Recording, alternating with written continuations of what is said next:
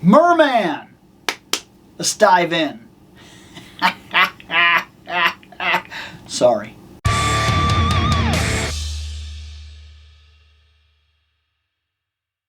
So Mer-man.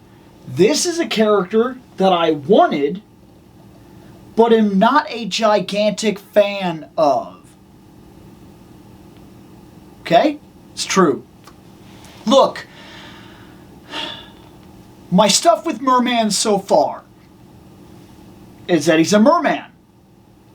That's cool.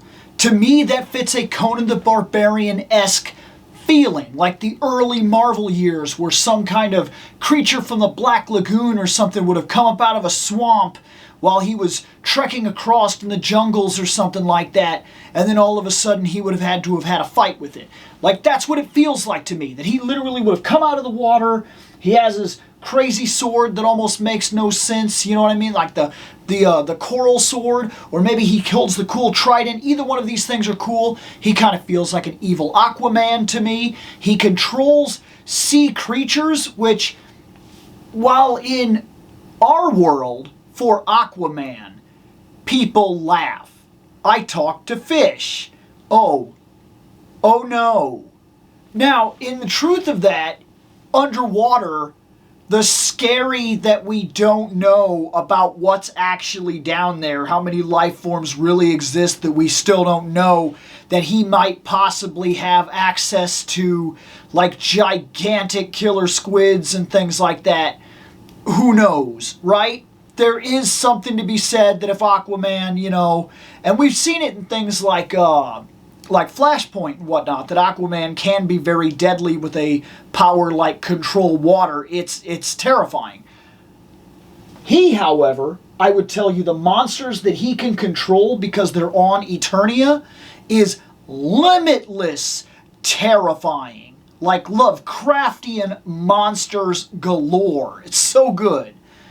But otherwise, I've never really been into him. When he shows up in the original series, he just shows up and he's like, he's all gurgly.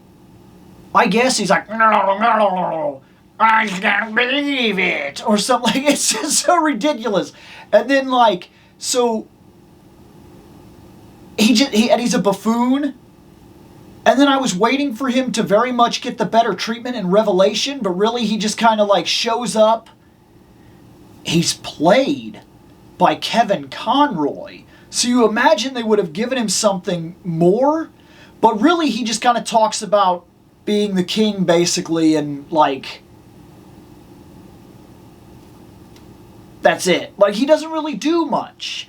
And maybe I would have to go back to appreciate it, watch it a couple more times or something like that. And different creatures speak to different people. That's just the way it is. Mer-man was not one of those things that ever really got me going.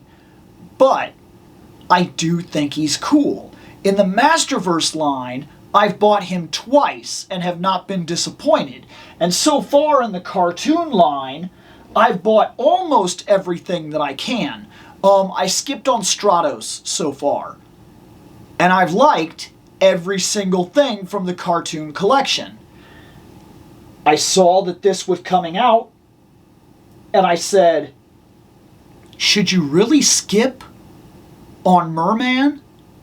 I mean, one way or another, he's gonna be cool.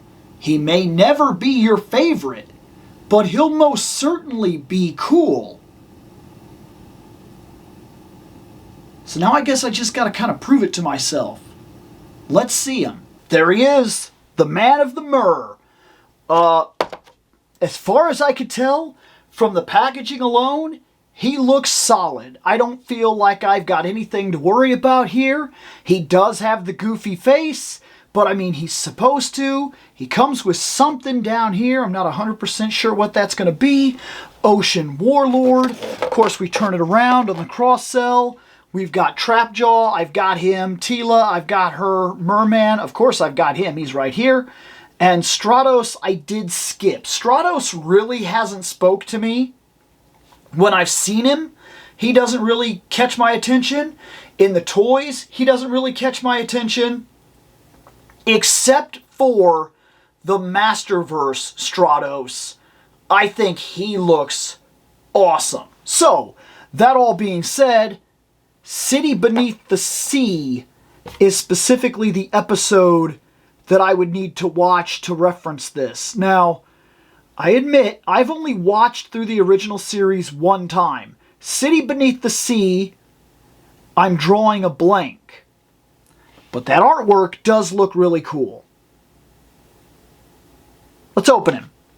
And here he is. So, as far as I can tell, after looking at the first page of the comic, the orb he comes with is something called the Pearl of Power. And the staff, which I'm guessing is this, is the Staff of Avion.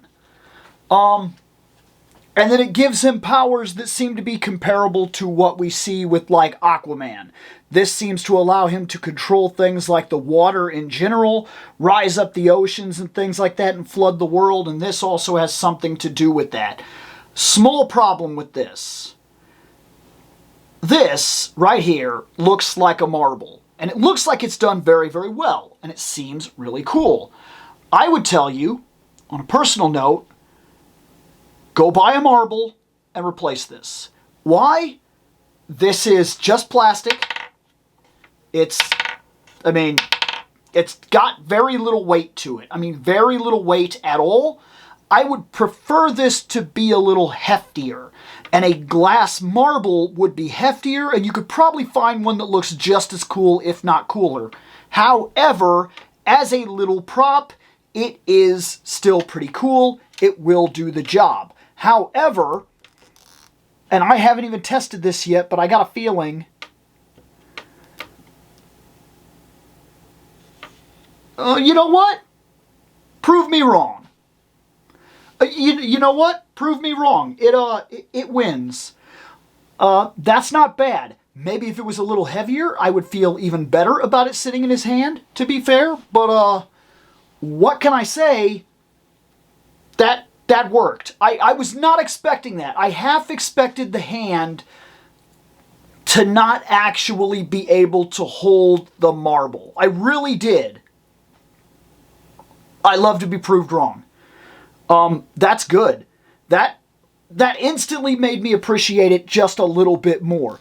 We got the standard buck going on with him that we've got from the cartoon line. So we've developed a standard cartoon buck, which I actually, this is up for debate with certain people. I actually like this buck more than I like the Origins line. I think this is better. It's a little more realistic muscle, and it's not very much. They just stand the littlest bit taller, and they just seem, the muscles just seem more right. They seem more spaced out. With a little bit more height, the muscles seem a little bit more real to me, other than being like really short, stocky muscle men. Like, I do like it more. That's not to put down everything that's come from Origins. By now you should know, I love the Origins line, I really do. I own a lot of it. I have not much bad to say about it. I will say, however, that I'm getting a little tired of this hand. This hand has the little thumb here. And I almost wish the thumb was just a little, like, if the hand was just a different kind of material, because I have a feeling that just like the swords are a problem. These are fine, but the swords actually become a problem when you're using these guys because they have trouble like holding the sword because the thumb will sometimes knock the sword around or whatever. He has this, which I do like this, but I wish it was a little longer. I've talked about this before. A staff, a trident, anything of that nature. I would reference the sorceress as the way to do that. A staff item should touch the ground, which I guess it does. It goes passable. Passable. It is not perfect. I wish it was the littlest bit longer. Not by much, but that would have made everything for me. That right there would have been perfect height.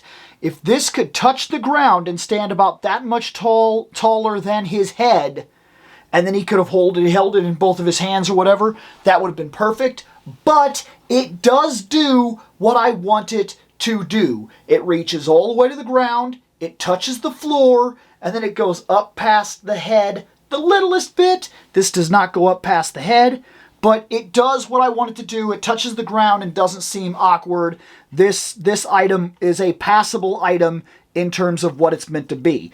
Let's look at the armor. Yellow, it's simple, but it's cartoon looking, so it's supposed to be simple. We got the little thing back here that clips it into place, and his goofy face. Oh, no, I look ridiculous. He's so cool, though. Look at him. I love him. What can I say? I do. I kind of love him. He's not as serious as I would want my merman creature from the Black Lagoon, angry, evil Aquaman thing to be. But he's also exactly what he's supposed to be, right? Like, that's him. That's him. To me, and I've only watched the series through one time, the original series, but to me, there's not a moment's hesitation for me to say, that's him. That's the Filmation Merman. I have to admit, as far as I am concerned, they knocked it out of the park again. This line is so good, it almost makes me want to buy the characters that I don't want to buy. I'm serious about that. The cartoon line is good enough that I even consider Stratos, knowing that I don't care for Stratos. I don't know why, he's never caught my attention. Like, he flies, he's supposed to be some kind of Birdman, but like, there's no beak feature that like really gets my attention. He doesn't have like wings, like, it bugs me for some reason. I don't know why, it always has. He's not really my favorite character, but I really like him in Masterverse. I really think he looks great. So, you know what I mean? I don't know. I'm happy with him. I am. I'll be happy to put him on the shelf over here. There's not much more that I can say, in all honesty. This one is a short one because he's just wonderful, okay? And I don't have much else that really needs to be said, or even probably should be said. We talked about how I feel about him. We talked about my interest. We saw the figure. I mean, we could go over all the things like his legs move, you know, but like, let's be honest about something. A good portion of the time, that's not what my videos are, because I figure if you've handled even one cartoon collection, that's his articulation. I mean, expect it. He's using the same buck. I don't see any flaws with mine. He's fantastic. There are other things to open. On a personal note, even me not being a fan of Mer-man, I would tell you to add that to your shelf. You could argue that's somewhat high praise. I don't even like the character. And I still wanted him. Still think he looks terrific. And still would say that if you have even a mild interest in the main characters of the line, he's one you need. Later on.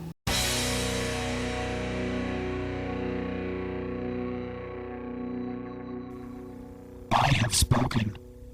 Take what you will from it.